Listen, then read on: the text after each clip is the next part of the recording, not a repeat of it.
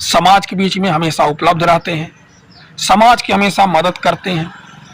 चाहे किसी की शादी हो, चाहे किसी के घर पर कोई बीमार पड़ गया हो, चाहे कुछ हो, उसकी मदद कर दें। नमस्कार, अखिलेश यादव जी ऐसे उम्मीदवारों को चयन कर रहे हैं कि जो 2027 में चुनाव जीत कर आए और सरकार बनाने में सहयोग करें।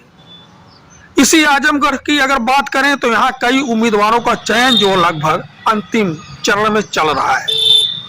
कई लोगों के टिकट कटेंगे। अब इन्हीं में जैसे एक उम्मीदवार हैं शाह आलम उर्फ गुड्डू जमाली, जो पूर्वत में बसपा में रह चुके हैं। जब वो बसपा में थे तो सपा के लिए इतने मुश्किल थे कि सपा को उनको फेस करना बहुत मुश्किल होता था। अखिलेश यादव जी उनको सपा में ले आए, एमएलसी बनाए, तब जाकर के धर्मेंद्र यादव जी की राह आसान हुई। अब अखिलेश यादव जी उनको विधानसभा का चुनाव में उतारने की तैयारी कर चुके हैं। उसका कारण क्या है? सबसे बड़ा कारण ये है कि सरकार बनाने के लिए विधानसभा में बहुमत चाहिए होता है, विधान परिषद में नहीं। अभी गुड्डू जमाली जी विधान परिषद के सदस्य हैं, एमएलसी हैं।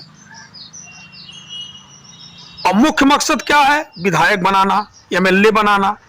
एमएलसी का बहुमत, उससे सरकार बनती नहीं, एमएलए के बहुमत से सरकार बनती है। एक बार सरकार बन गई तो एमएलसी बनाना कोई बहुत बड़ी बात नहीं है। यह बात अखिलेश यादव जी जानते हैं।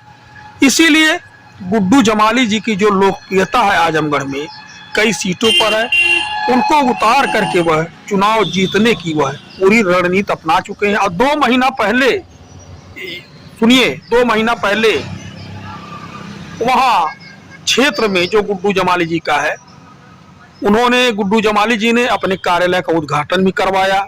वहाँ आजमगढ़ के समाजवादी पार्टी के कई दिग्गज नेता उपस्थित रहे। समाजवादी पार्टी के राष्ट्रीय महासचिव पहुंचे, उन्होंने कार्यालय का उद्घाटन भी किया। सब लोगों ने वहां केक भी काटा। तभी पता लग गया था कि यहाँ जो है प्रत्याशी बदलने वाले हैं। अभी मुबारकपुर से जो विधायक हैं अखिलेश यादव जी हैं।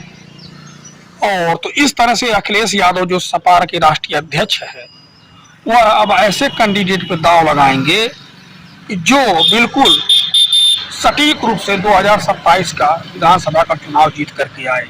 गुड्डू जमाली जी उन्हीं में से एक ऐसे प्रत्याशी हैं जो चुनाव जीतने का पूरा मादा रखते हैं। तो उसके पीछे कारण उनकी समाज के प्रति जो है किया गया कार्य, समाज के बीच में हमेशा उपलब्ध रहते हैं, समाज की हमेशा मदद करते हैं।